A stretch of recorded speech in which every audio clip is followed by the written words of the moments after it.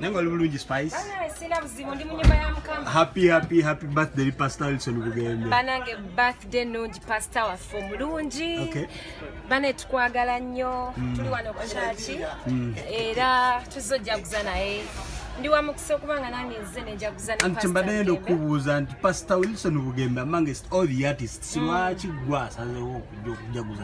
Pastor no bulijjo nzija nnyo mu service we mbafunye wakadde.